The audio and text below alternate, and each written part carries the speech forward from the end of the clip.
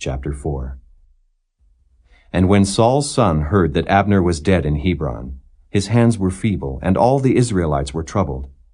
And Saul's son had 2 men that were captains of bands. The name of the one was Baanah, and the name of the other Rechab, the sons of Rimmon a Beerothite, of the children of Benjamin. For Beeroth also was reckoned to Benjamin. And the Beerothites fled to Gittaim, and were sojourners there until this day. And Jonathan, Saul's son, had a son that was lame of his feet. He was 5 years old when the tidings came of Saul and Jonathan out of Jezreel, and his nurse took him up and fled. And it came to pass, as she made haste to flee, that he fell and became lame. And his name was Mephibosheth.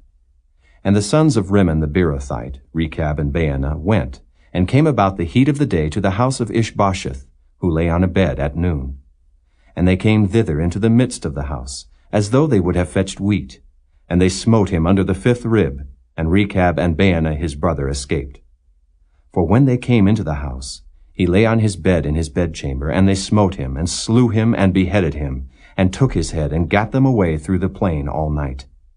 And they brought the head of Ishbosheth unto David to Hebron, and said to the king, Behold the head of Ishbosheth, the son of Saul, thine enemy, which sought thy life. And the Lord hath avenged my lord the king this day of Saul and of his seed.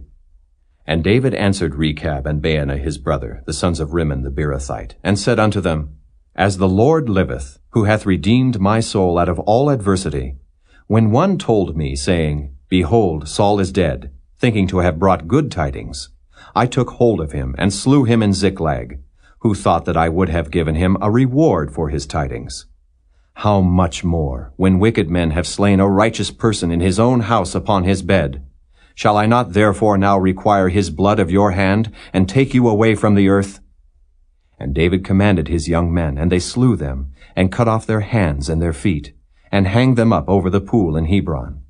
But they took the head of Ishbosheth, and buried it in the sepulchre of Abner in Hebron.